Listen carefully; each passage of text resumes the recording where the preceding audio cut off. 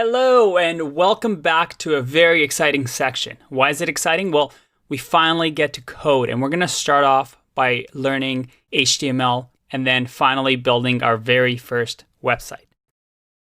In order for us to get started, we need to set up our environment, and we do that by, let's open up Google Chrome, and we're going to search for Sublime Text 3. This is a text editor that a lot of developers use. I myself have used it for years, absolutely love it. In your day-to-day job, you'll use something like this. I highly recommend Sublime Text. If you have a Mac, the version over here. If you have a PC running Windows, you'll have the download link for Windows. So for me, I'm going to download for the Mac. And you can see here it's downloaded, and I can drag it to my applications folder if I want. And we can double click. And if this is your first time downloading Sublime Text, you'll get something like this to give it permission to load. And there you go. We have Sublime Text. Now, what is a text editor? A text editor is a program that allows us to write code. You can see over here on the right-hand side of Sublime Text that it just says plain text. So I can type anything that I want, and there's nothing much different than if you wrote this in Word or a text file. But the power with a text editor, especially with something like Sublime that's geared towards coding, if you click on plain text here, you'll have a whole bunch of options of what type of code you're writing. So in our case, we're doing HTML. So if I click on HTML, nothing changes except for the bottom part over here. But now, if I type something, well, everything looks the same. But if I start typing HTML, it'll actually recognize it and help with syntax. So here now, if I write HTML, look at that. We get a nice little color completion.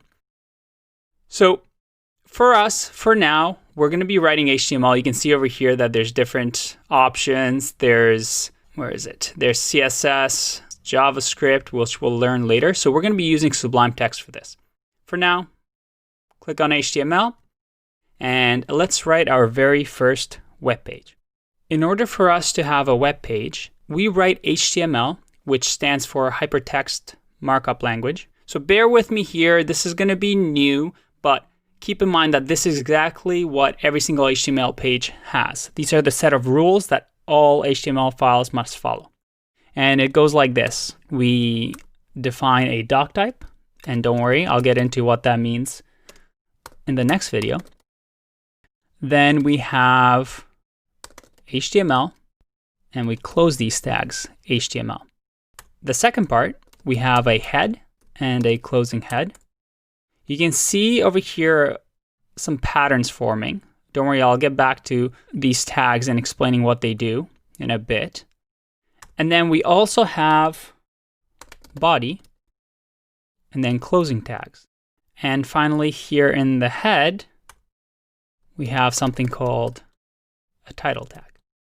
Okay, so this over here is the rule that every single HTML file must follow. Just looking at this right now without knowing any HTML, you can get an idea of what everything means. So HTML, we're defining that this is an HTML. We're saying that this is the head of the HTML with the title. And we're saying that this is the body of the HTML. So let's try something here. Let's save this file. And we're going to save it. Let's do desktop. And we're going to call it index.html. You can see that it's already completed the HTML syntax for us. Save. And we have an index.html file here. Let's drag this all the way down to our Google Chrome and open it up. And well, nothing happens. But let's add a bit of text to it. So in the title, I'm going to say my first website, exclamation mark. And then in the body, I'm just going to put hello there. Okay, so if I save this, and just to show you from now on, I'm going to be doing Command S to save, just because it'll be faster. And now, if I refresh this page, I have hello there. And you can see the power over here of what we just did. We have hello there as the text, which is in the body. And then we also have my first website as the title. And you can see over here in the file that we're referencing index.html on my desktop. So we can see here that we have HTML, we have the head, which we haven't really talked about yet, but we see that the title is in the head, kind of like a header. And then we have the body, which by looking at this, we can assume that it's whatever shows up onto the web page. Before we expand on this and make it a little bit, well, prettier, because now it's just simple text, I want to reiterate the fact that what we've just done is very similar to what a server does. If we go back to our mockups here, you remember that when we enter google.com, the servers send us an HTML file back. When we move the index.html file all the way down to Google Chrome, that's what we just did. We mimicked a server and we gave it to the browser to load up the HTML file. And because browsers are built to know what HTML files are, it can read the syntax and say, okay, yep, this is an HTML. Okay, you want my title to be my first website, and you want my body to say hello there. That's perfect. These are the default HTML rules that you'll see all the time. It is a little bit confusing at first, but this is it. You just have to remember that there is a tag, so an HTML tag, a head tag, a title tag, a body tag. And these tags usually have an opening and a closing. There's some exception to this rule, and we'll get into that a little bit later on in the videos. But just remember this for now. So I want you to try creating your very first website and seeing how it works. And once you're done with that, I want to show you that Sublime Text actually has a nice shortcut, so you don't have to keep writing those tags over and over. So the way you do that is you type in HTML and then press the tab key. And it loads all this up for you. Okay, so now that we've done this, I want you to go off and create your very first website. I know it's very, very simple. You can put whatever you want in the title, and you can put whatever you want in the body. And in the next video, we're going to start expanding on our first website. I'll see you in the next one. And welcome back. In the previous video, we went over the basic rules that all HTML files must follow. And I kind of glossed over this doc type HTML tag. And I did that on purpose because I want you to develop another developer fundamental concept. And that is the fact that most of the time, as developers, there's so much information out there, there's no way that you can keep all of that in your head. And as developers, we must get really, really good at problem solving. So for the doc type, let's say if I was working and somebody gives me this file and I say, okay, I got this, that's good, but I'm not sure what doc type is. Well, again, we want to get really good at Googling here. And I know it sounds silly, but trust me, as a developer, you're going to be Googling a lot and going to get really, really good at looking for answers and understanding meanings behind code. So if I go into doc type HTML and we Google that, one of the first things we get is the EE3 School. And this is a resource that I highly, highly recommend.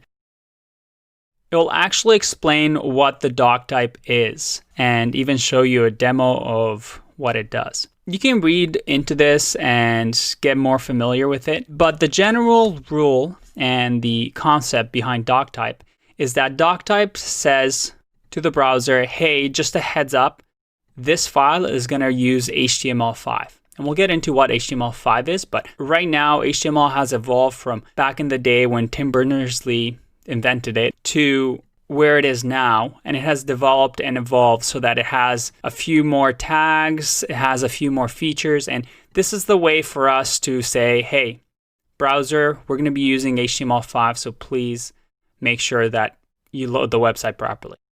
And we'll get into what those new tags are and some of the new syntax is. But again, most likely in your day-to-day job, you're going to be writing this at the top because we're writing in HTML5. If that ever changes and something new comes along, we might change this, but doc type, that's what it is. But the key concept here is that I really want you to start Googling. And anytime you see in my videos something that you don't fully understand or you want to dig a little bit deeper, you really want to grow those roots of your foundation so that you really understand how the landscape works. Okay, so I just wanted to get that concept across that as a developer, you really want to understand how things work and what they mean. And you'll come across in your day-to-day many things that it's very easy to just on the surface copy and paste or just look at an example and do it without fully understanding what it does.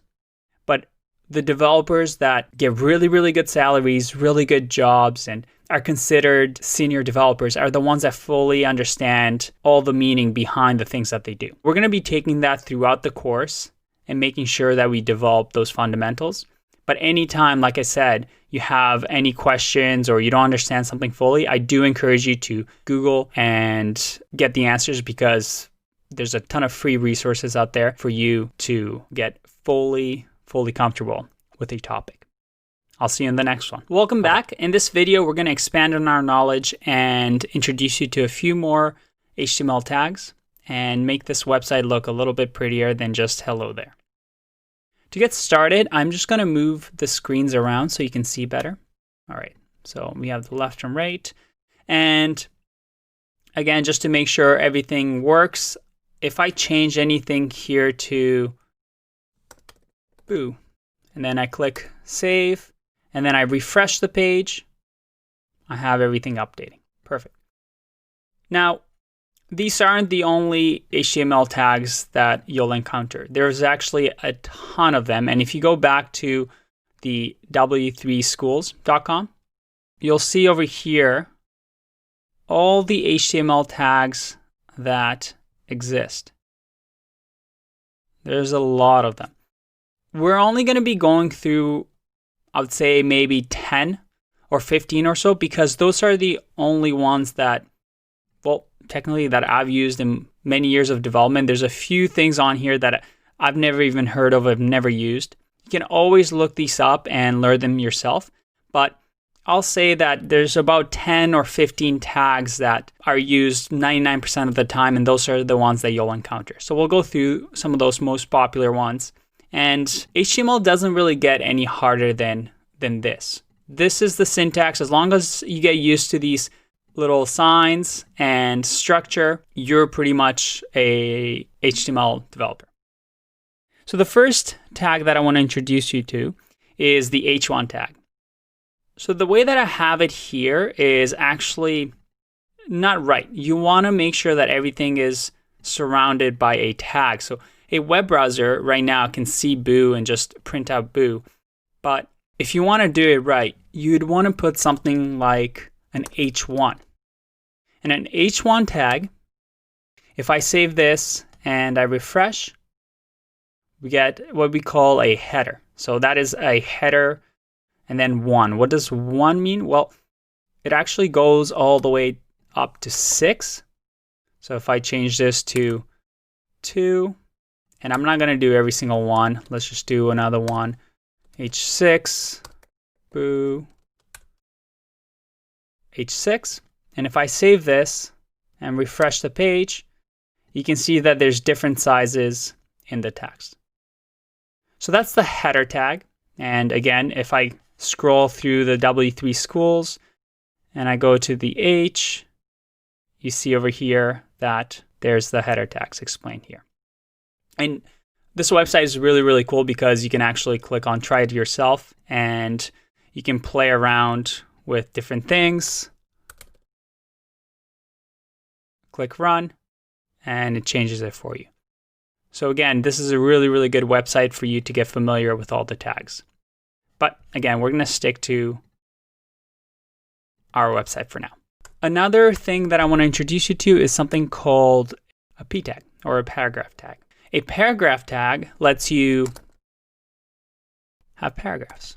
So now if I refresh, well, there's not much different from what we had before, which was no tags and just saving it. Refresh.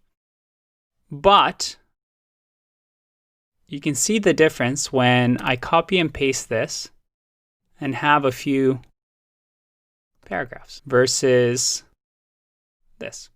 Let's see what happens. So I save this.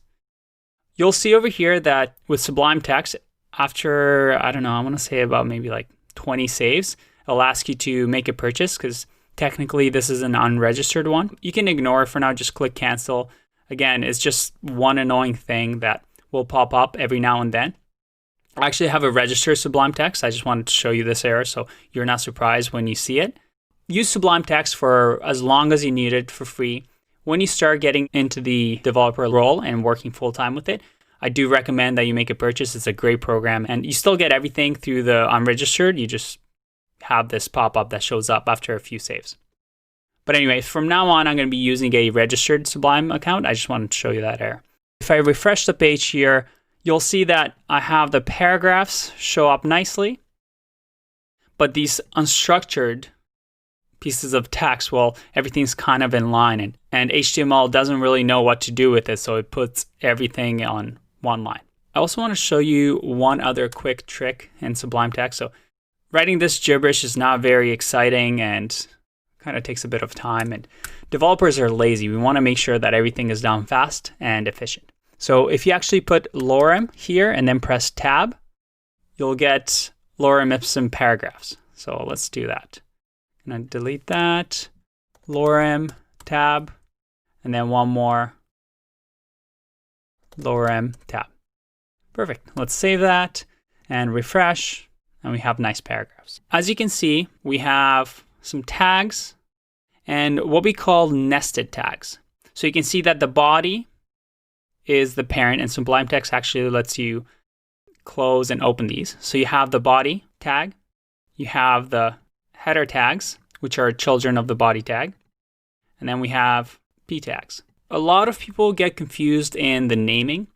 I've mentioned these as tags, so essentially anything that has this syntax is a tag, but this is called an H1 element. So that's when it's an entire block of functionality with content inside it.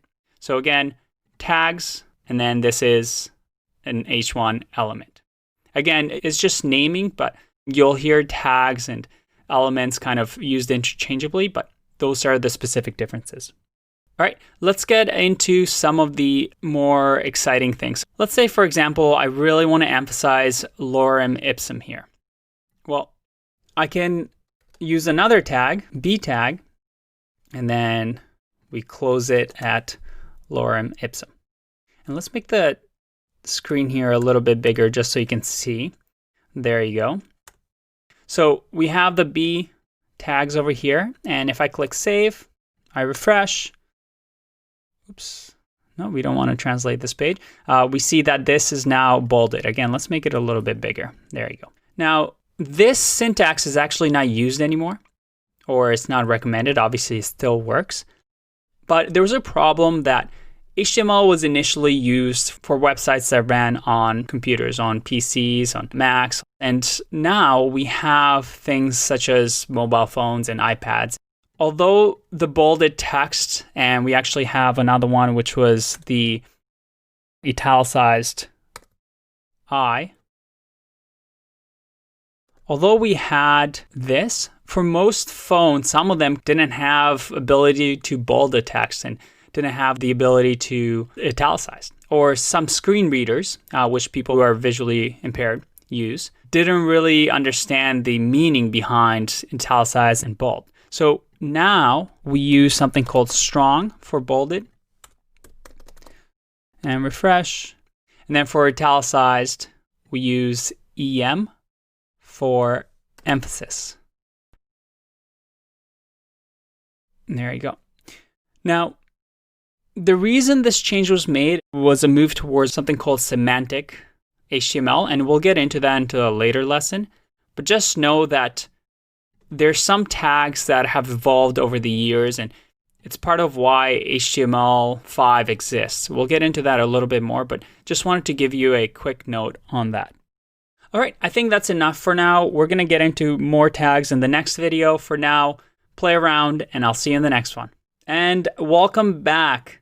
In the previous video, we talked about a few of the common tags that HTML uses. And we're going to expand on that knowledge and learn a few more. So I'm going to delete these. And I'm going to teach you about something called a ordered list. So an OL tag.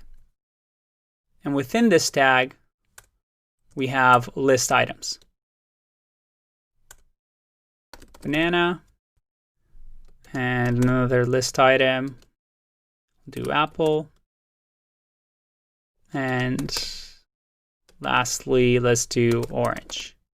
So if I save this, again, I refresh, and we have banana, apple, orange. So you can see here, this is how you make lists. And this is an ordered list. So you can see we have 1, 2, 3. If we want to make it without the numbers, we use something called an unordered list. And again, I save that and refresh, and we have these. Now there's also subfields that you can use. So again, this is all about nesting and having parent tags and children tags. So let's say within apples, we wanted to have, let me structure that a little bit cleaner. There you go. Within apples, we also want to emphasize that there is the Fuji apple and there is Honey Crisp. Well, I can't think of a third type of apple, so I'm just going to delete that.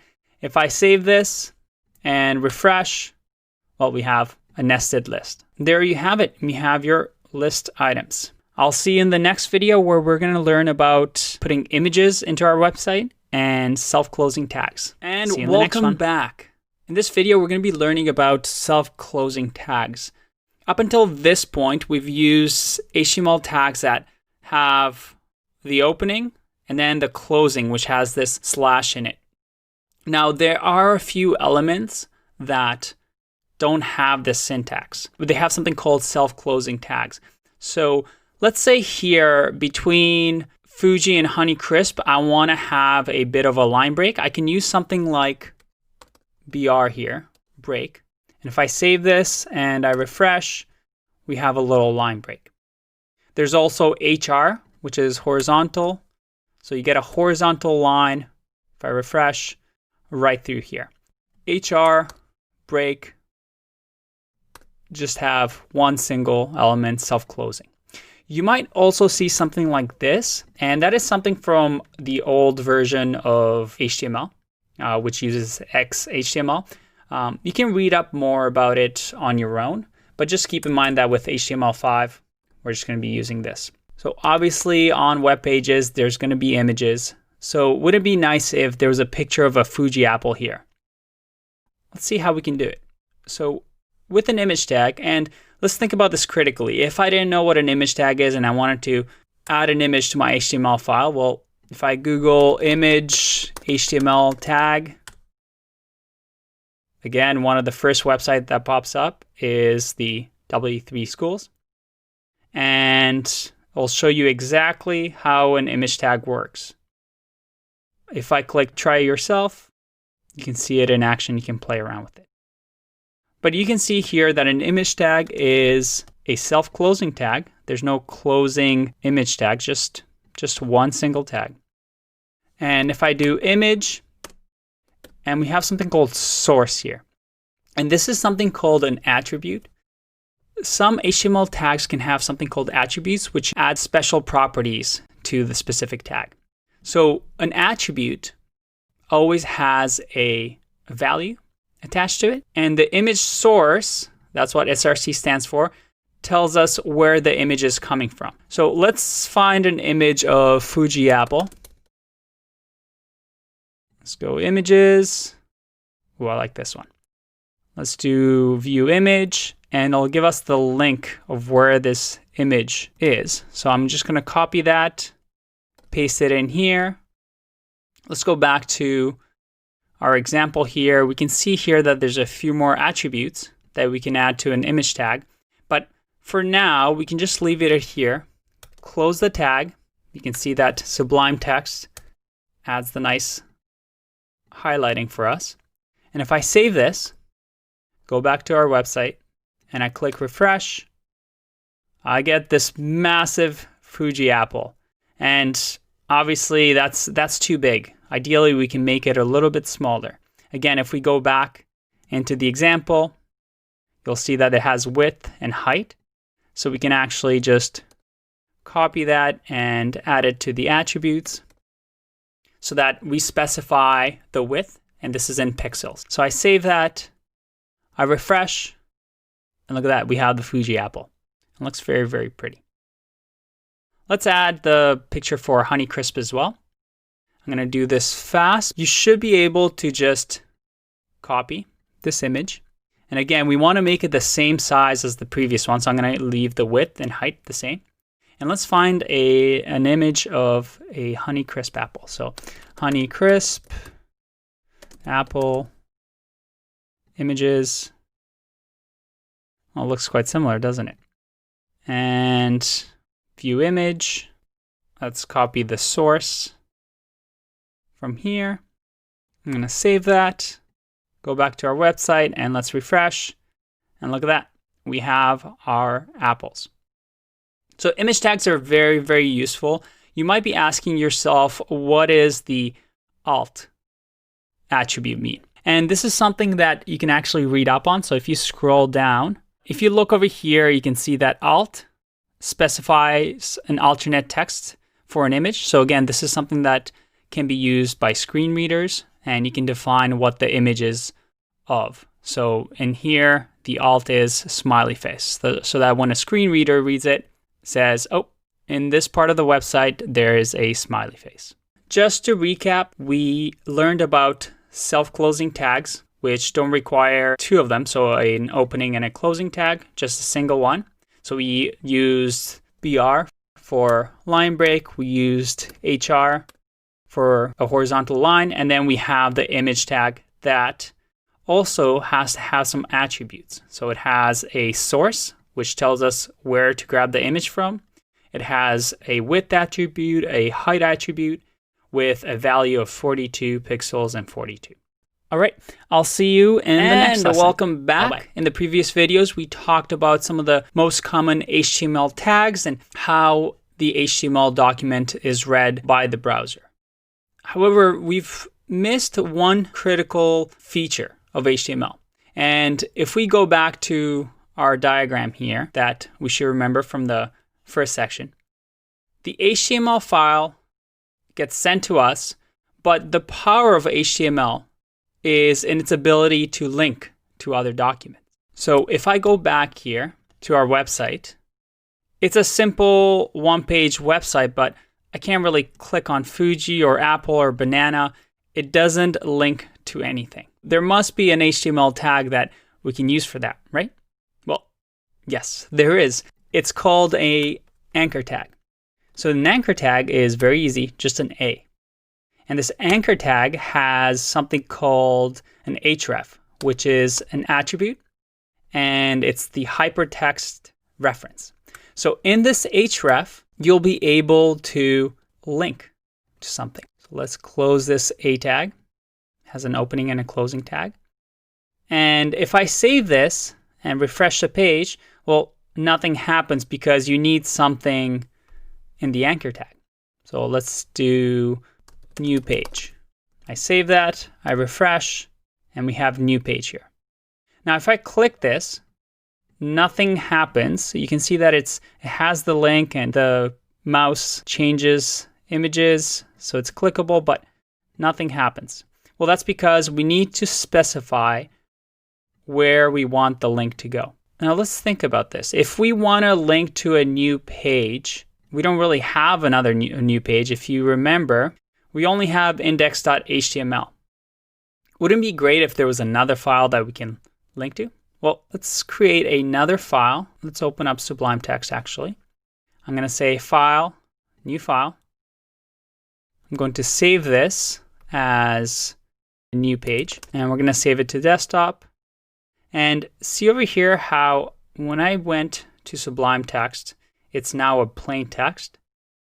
I need to make sure that this is an HTML file, so I can just do .html, save, and Sublime Text automatically adjusts to the HTML. So again, I can type in that short command, HTML and tab that comes with Sublime Text, And let's do the title, new page, and the body, we can just do a header that says, this is the new page. If I save this, great. We have a new page. And if I go to my desktop here, you see that I have new page and index.html. So how do we link these two together?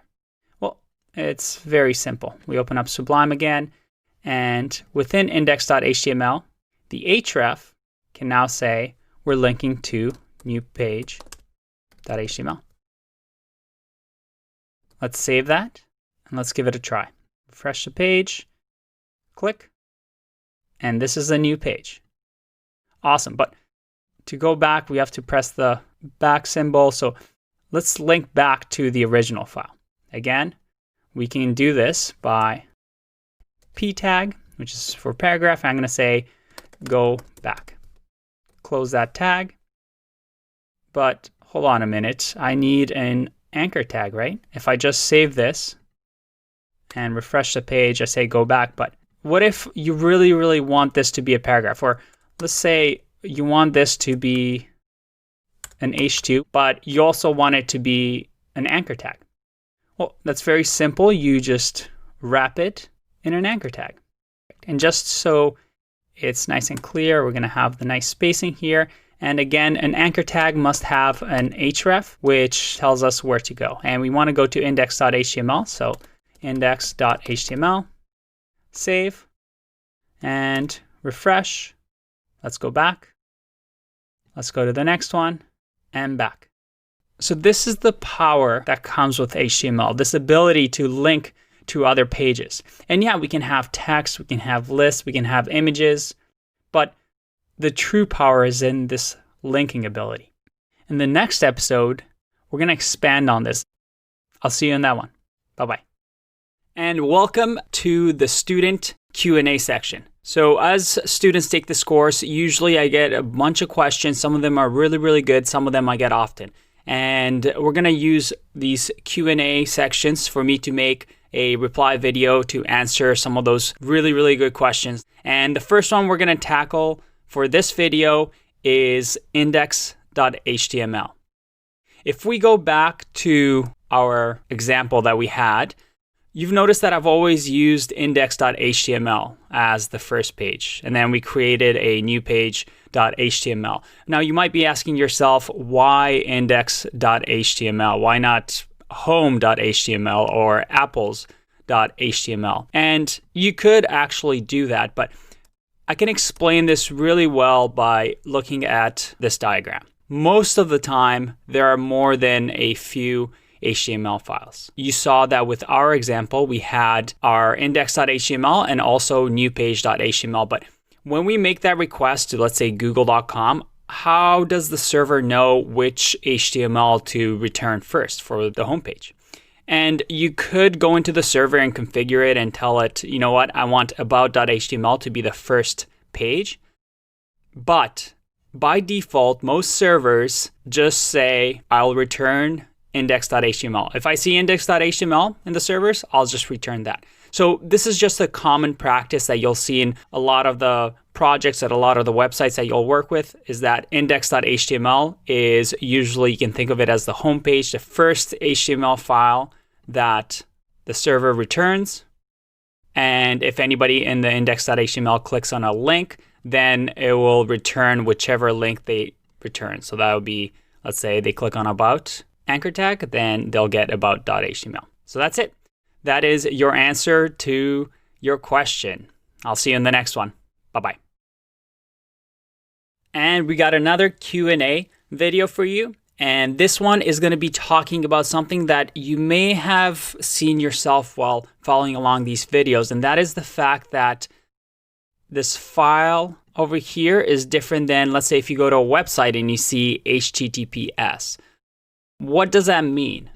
If you go into our example, you also saw here that we have an anchor tag that references newpage.html. It has nothing like file or HTTP in front of it. And then you also saw that the images here are referencing some sort of a website that links to a picture. So what's the difference here? The difference here is that the first is using the file protocol. And that means that this web page, I can't really access it outside of my computer. This is using something called a relative path.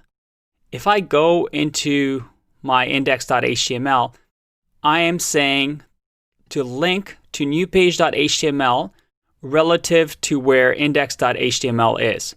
So if we go to our desktop, you see that index.html lives in the same directory, which is the desktop, as new page. So I can reference it through here. If I created a new folder, let's say test, I would have to reference it this way. So let's check here. If I save this and go into the web page, refresh and click new page, I'll get your file was not found. But now, if I go into my desktop and create test, and I put the new page in here, and let's bring back everything, refresh, and click on new page, this is now working. And you can see over here that I'm accessing it through desktop test newpage.html.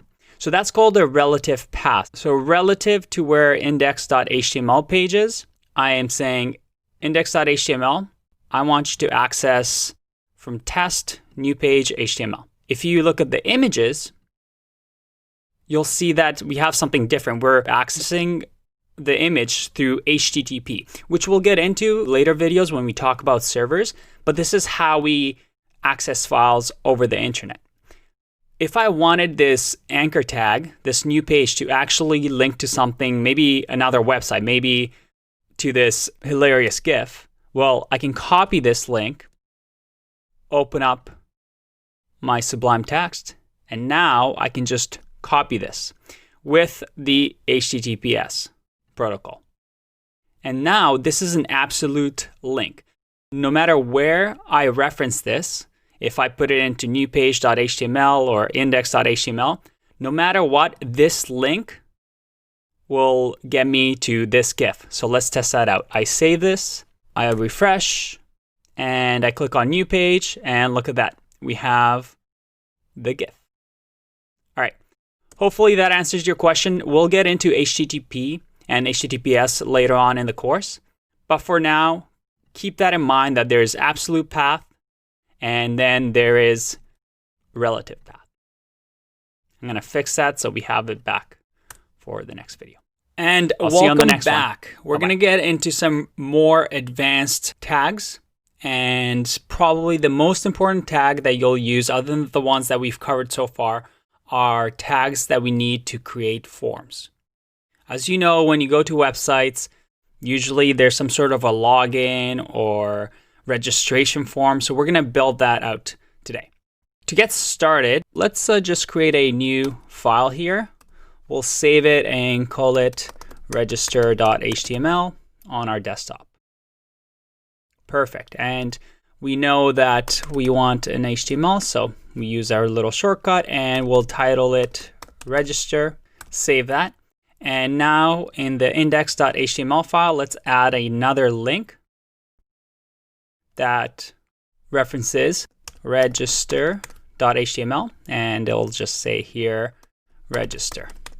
All right, we'll save both of these files and let's refresh.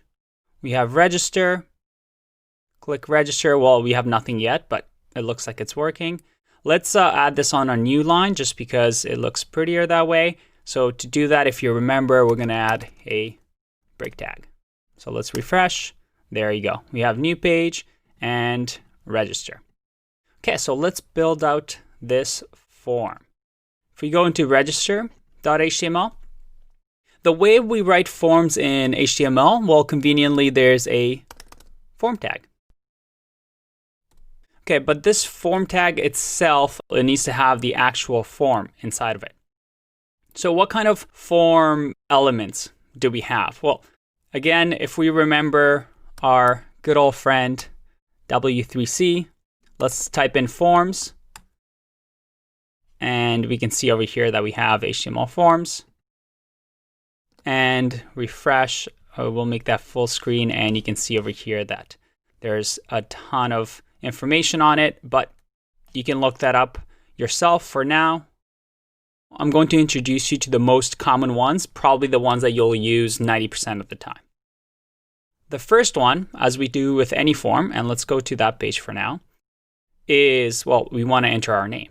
So how do we do that? We have a input tag that has a type of text because, well, our name will be in text form. And we can close that off, and it's actually a self-closing tag. So now, if I save and refresh, okay, we have a little box here. Hopefully you can see that, but well, we should probably title it because we won't know what to enter that way. So we're gonna put in here, we're gonna say first name, semicolon, and save. Let's refresh. We have first name. And now, let's make this a little bit bigger. There you go. Now you can enter your name in here. Awesome. Let's add another one for last name. And again, we'll have our input type. So that's an attribute and a value of text. And if we refresh, we have last name. Okay, but it kind of looks ugly. Remember that HTML just reads line by line and doesn't really know that we want a space here. So again, we can add a break tag here and refresh, and we have first name and last name. Okay, that's fairly self-explanatory. Now, what else do we have in a form? We have email. So let's add another field, which is email. And we'll do input, again, type equals text. We'll add another break here because we're going to need that spacing. And let's save, refresh. Awesome. Okay, so we have our general registration form. And obviously with any form, we need some sort of buttons, right? Like we need to submit this somewhere so we can register. Well, again, there's a nice input type for that. So we do input. Instead of a text type, there is a submit type. So this, if we add another break in here, and I save this, I refresh, it has a submit button now. Now, where did this submit come from? Well, when you put in input type submit, it automatically creates a button. And if you don't specify what to say, it'll just have this text. But we can change that. So we can put value, and we'll put register. Save that, refresh. We now have a register button. Okay, but what if we make mistakes in this field? We write stuff and we want to reset this form. Again, there's another input for that. And the type of that input, as you can imagine, is reset. So now if we close this, add another break in here. Actually, we can keep that on the same line. We'll save, refresh, and we have reset. So now if I type in anything in here, and let's say I don't like this, I need to reset the form, I can just click reset and it clears everything for us. Okay, you may be asking yourself, what happens when we click register? Before we get into that, I want to just go through the common input types and then we'll click register to see what happens. With the email, we ideally want, first of all, for it to be required so that when you click register, if you haven't provided an email, it won't let you register. And there's an attribute that we can use for that, and that is required. And here, we don't actually have to specify a value because automatically it's assumed that required equals to true, which means that this form field is required. So if I save that, I refresh, and I leave it blank and I click register, we'll say, please fill out this field. Now, we also want to make sure that it's an appropriate email field. So if I type something like this, we still want to make sure that this is an incorrect email, we don't want to register. So the input type of text that I told you for email is actually wrong. There's a specific one that we can use, which is, as you can imagine, email. So now, if I refresh and type in something that's not an email, and I click register, I'll say, please include an @ in the email address. Very nice. It's kind of like magic. It does this for you, which is very, very nice. Let's expand on our knowledge of inputs and add a few more fields that we'll most likely need. We usually want to know somebody's birthday. So let's add birthday here. And for this input type, let's do type date. So if I save this and I refresh, look at that. We have a nice little date picker. So I can pick anything in here. All right, what else do we need? We also need gender. So we'll do input type. And for gender, well, there's no specific input type for gender, but there is something called radio. And radio is, as the name suggests, radio buttons. So now I click refresh and, well, I have one radio button, but we ideally want to have options, right? So how do we do that? So for the radio, we also need to say whether it's male or female. Let's have, within the gender, we're going to have a break over here in the line. And we'll say input type radio, and we'll say male. And we also want female, and we also want other. And when we refresh this, we have male, female, and other. But you see a problem here. I just click the radio buttons and I can't deselect them. And ideally, you should only be able to select one. And right now, the way the radio buttons are, they don't know of each other's existence. We want to make sure that they know that they're connected. They're family and only one of them can be picked. So how do we do that? The way we do that is through the name attribute. So for the name, we'll say gender. And this name attribute needs to match on all the radio buttons so that they know they are together. They're part of the gender input field. So if I save here and refresh, now you can see that I can only select one. All right, perfect. What else should we have? Well, let's say I really want to know if you have pets. So with pets, we're going to have input type.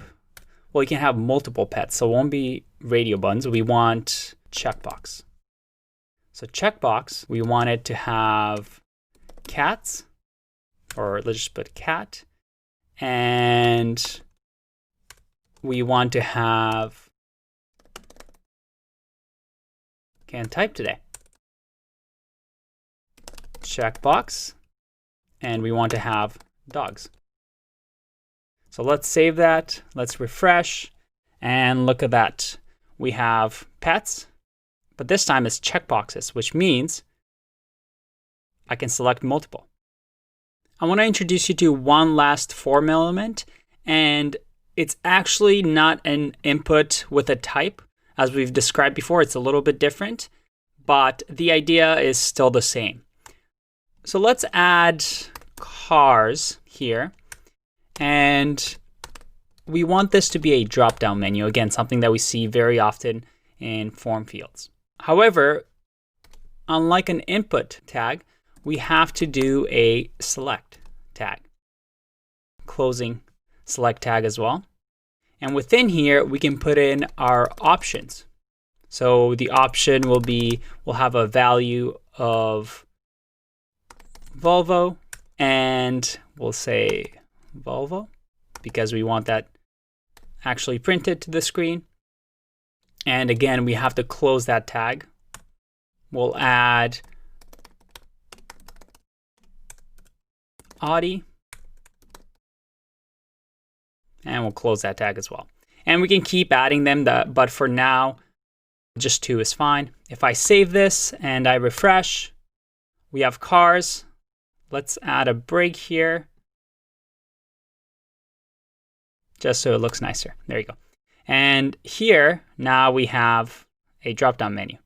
Let's say you want to extend this, or you want to see what kind of properties you can put with select. The way you go about it, as you know, we've done this before. We type in HTML select tag. And actually, Google gives you a nice little info page over here with attributes. So you can see over here, we can use multiple, which specifies that multiple options can be selected at once. So let's do that. Let's minimize this. Perfect. And within select, we'll put multiple. We refresh, and we can actually select multiple elements. But that doesn't look that pretty, so I'm going to take that out and refresh. I actually realized that we forgot one important input type, so I'm going to throw it in there as a bonus. And as you know, with any registration form, we want a password. So let's add that right after the email. We'll do input type, and yes, there's a password type that we can add.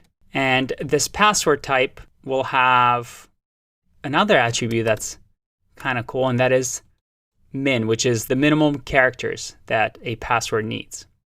Okay, so let's save that, refresh, and let's add a break here so it looks pretty.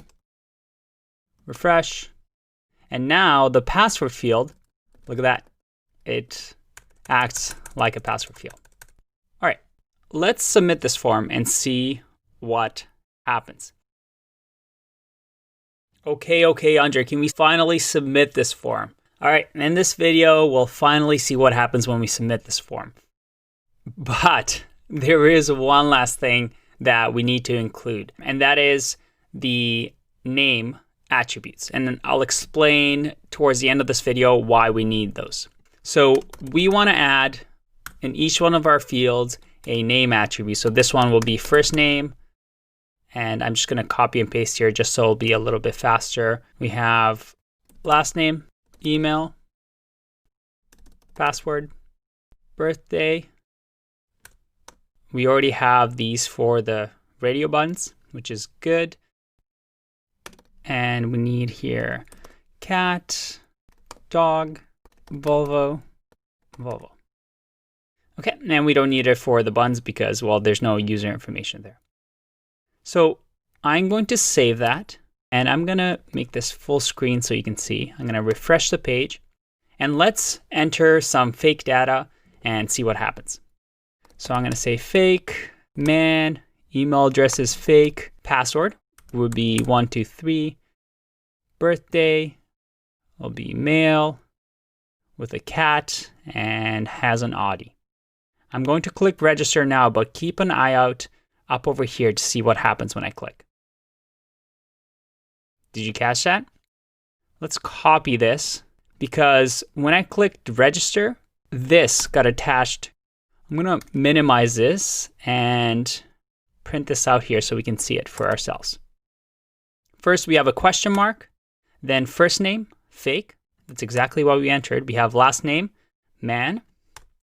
Email is fake something something gmail.com. Password 123. Oh, they know our password. Birthday, gender, and cat on. We didn't select Volvo. I'm not sure why. I'll take a look at that later. But you can see over here that the values that we entered into our form were just attached to this link. And this is actually called query strings. And what it is, it's one way for us to send our information to the backend or the servers, because we have to store this form information somewhere so that when we come back onto this page, the website remembers us. This was automatically generated in HTML5 with a form, but form was using an attribute called get. And this get, if I left it as this, will do the exact same thing it will attach the form information to the URL and send it to the server. There is another option where you can do post, and you can try it on your own here, but you wouldn't see any query parameters. So this wouldn't change, the bar at the top won't change. And that is because it will be attached to the body of the request, which we'll get into when we get to that section. I don't want to confuse you too much, but you can see the difference here of why we might want to use post instead of get, because, well, what if somebody was over my shoulder and they can see my password right there in the bar? I just wanted you to get comfortable with the idea that we are sending this information to the backend. The way we handle that, we'll get into later on in the course. Right now, we're just focusing on the front end. The last thing I want to show you was that form also has a action attribute, which used to get used a lot. If you saw old PHP-based websites, they'll have some sort of a action.php, which said, submit this form, and when you submit this form to the backend, to the server, run this script, this file that's on the server. But there are better ways of doing this now, so I'll show that later on in the course. Let's take a look at this. So we have a question mark, and this is the standard. Anytime there's a query string, so we're adding a piece of data to our URL, it starts off with a question mark, which states, hey, coming up, we're going to have a bunch of data for you. The first one is first name, which again corresponds with the name that we have in our form. And that was equal to fake. So that's property and value. So you can think of name as property and the value as man. So last name, first name. You can see here that there's an and sign. So that's again saying first name equals to fake and last name equals to man and email equals to fake, some gibberish, gmail.com. This is because of something called URL encoding. And because the URL has special meaning for some characters, such as this and the question mark, it encodes the @ sign with something that it understands, but it won't affect its encoding. We have password 123, birthday, gender on, and cat on. And I've actually realized why the Volvo and Audi information didn't register. And that is because for the query string to work, as you can see, it needs to have a name associated with a value. So we have first name and fake. If we look at the radio buttons, we have a name, which is gender, and we have on. So you see over here how we didn't send any value. We know that the gender, some button was clicked in the gender, so it's on, but we don't know which value. And that is because we should have included a value for the male, so that if that's the one that's selected, a value will be sent. And finally, value.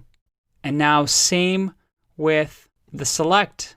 We should have had our name of the select field be cars, so that now the name can be associated with the value. So let's give that a try one more time. I'm going to delete this. I'm going to save the changes that we just made. I'm going to make this full screen.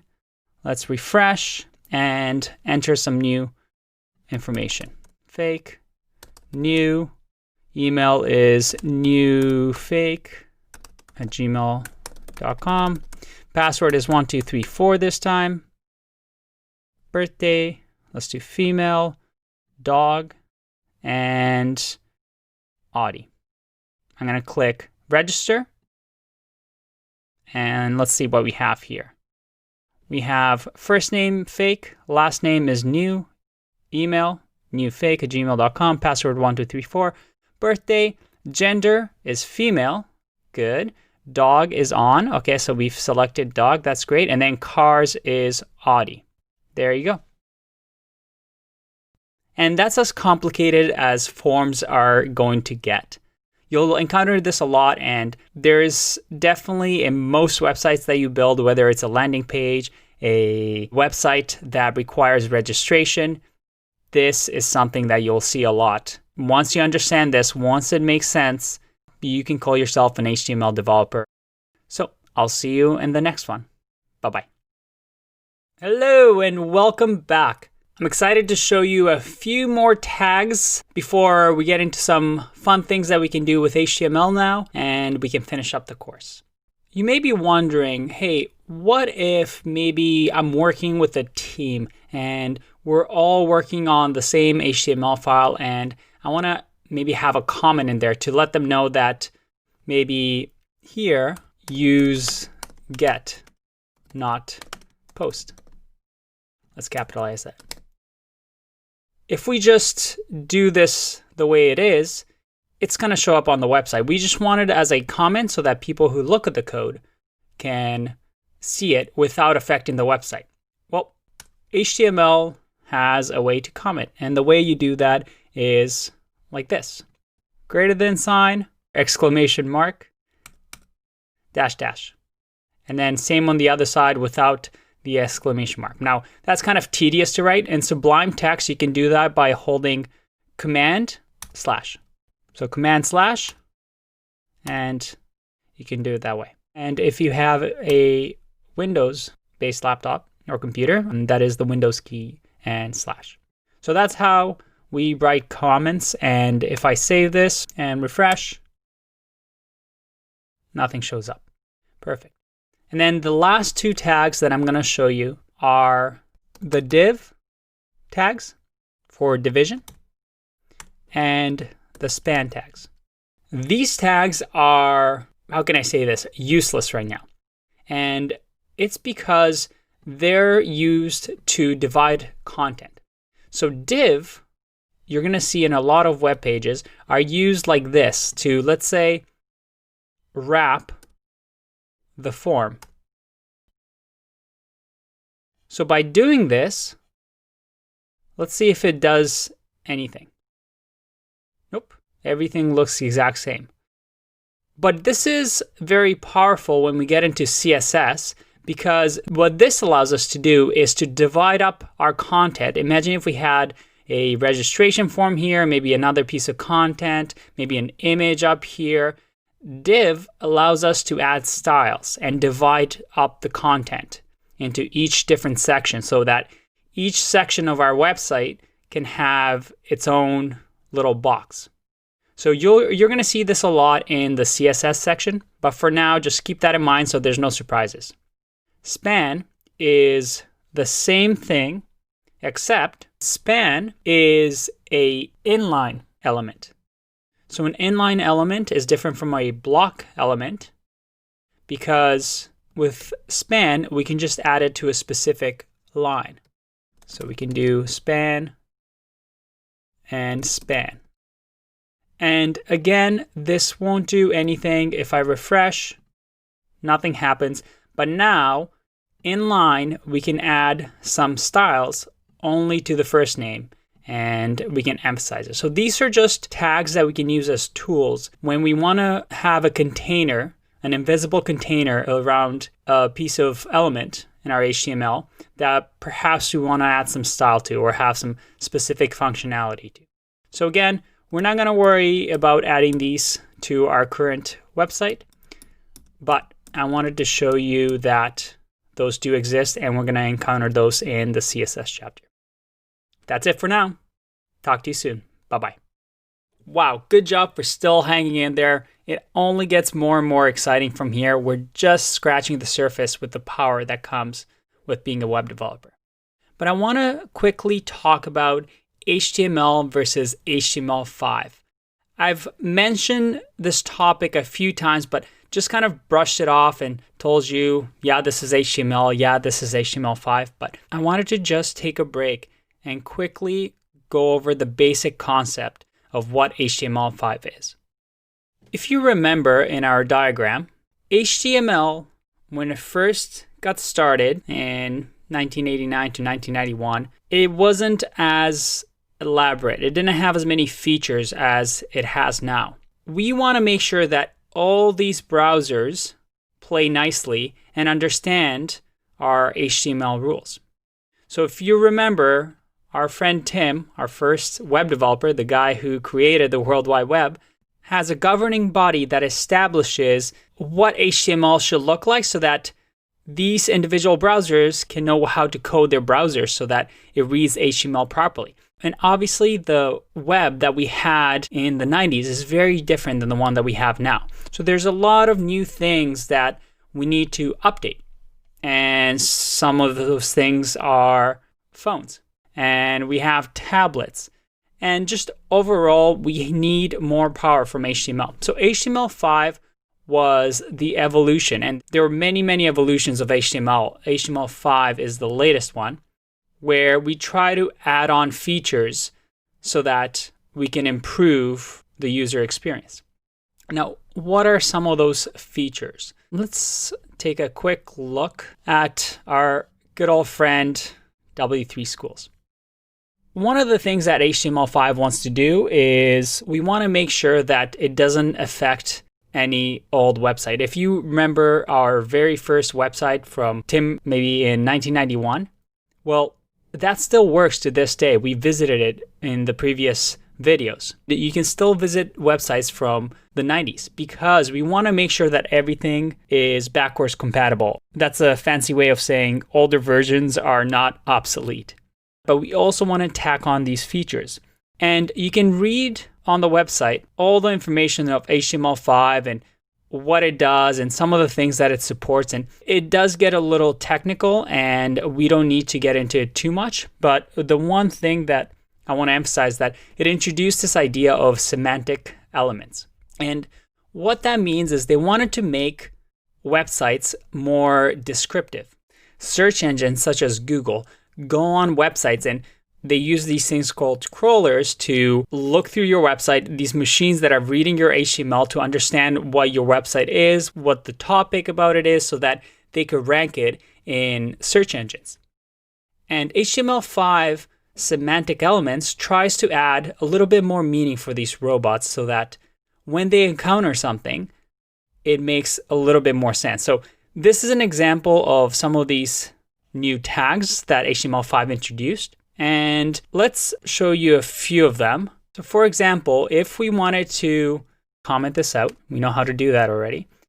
And a semantic element would maybe look like header, where we have the title H1, which is register. And we close the header so that now the crawler knows that this is our header. And maybe we have some navigation links. So now we can have A tags with our href, and we'll just say that it links to Google. And then we close the nav. We only have one navigation link for now, but I just want to demonstrate quickly. And finally, we have a footer. So within the footer, we can add something like website made with love. And you can see over here that this, even to a machine, if it understands what header means and nav means and footer means, gives a lot more meaning to the web page, and it'll have a better idea of how the website is structured and where it should rank in their Google search results. You can take your time and read through some of these tags, and I do recommend that you visit this website and go through some of the HTML intro. You'll even see that if we click on input types, so something that we visited already, and we scroll to some of the attributes, you'll see that there's some new HTML5. They have these little icon over here that have been introduced. So we're constantly expanding to make HTML better and better functionality. You can see here min, for example, we use that for password, if you remember, specifies the minimum value for an input field. So if I set a min over here, then it makes sure that I enter the minimum amount of value. But again, you can take a look at it yourself. The issue with semantic web is that it's still fairly new. So you won't see as much of this. You will on some websites, but it's very hard to prove that it actually has good SEO performance because it's still fairly early. But just so you don't get surprised and you're aware of what's happening, it is something that you might encounter. But overall, HTML5 tries to improve the performance of the web because we're constantly evolving. And just like websites need to go from simple HTML text-based websites to massive websites like Twitter that you can post and talk to millions of people around the world, where we need our web technologies to evolve with us. Good afternoon. See you in the next one. To you, but not just Andre. This is a fun little video. I like to throw some of these every once in a while because I know it can get very exhausting when you have a lot of information thrown at you. So I want us to copy a website really, really fast. Let's look at how we can do that. One of my favorite websites is Wait But Why. Ooh, all caps. I don't know why I did that, but it should still work. If you haven't checked out this website, I highly recommend it. Some great articles on here. But let's say I look at this website and I'm like, this is really, really cool. I wish I could play around with it. Well, before I showed you View, Developer, and Developer Tools, and we had a nice little pop-up at the bottom of the screen. This time I want to show you View Source. When you click on that, oh boy, you get a whole bunch of stuff. But if you look at the top over here, you see that it's doctype HTML. It's just simple HTML. And this might look really, really overwhelming. Don't worry, this will make sense to you at the end. But you can see over here that they're commenting this out. There's the HTML tag. And if you scroll down, there's a whole lot of stuff. But simply by copying all this, so I can just select all and copy this.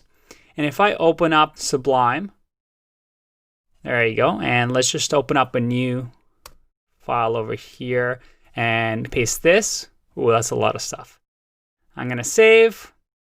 Let's save as, and we'll call it Wait But Why HTML. All right, save it. And now if I go to my desktop and I have Wait But Why HTML, if I drag it into my Google Chrome, look at that. I have Wait But Why all to myself. And I can play around with it and break it and do whatever I want. I can even see what they use to create these little post thingadingies, but a really, really fun way to play around with websites. Hope that was interesting. See you at the next one. Bye-bye. Can you believe you've made it this far? I mean, at the beginning of this, you probably had no idea what any of this means, and now look at you. You know what every single line means. And you know what? This is pretty much it for HTML. It's not very hard. You just have to remember a few tags, and it's very easy to test around and play. So call yourself an HTML developer. I have a fun little game for you. As you can see over here, we've created a simple web page where I can link to another page, I can go back, I can even click on register and submit a form.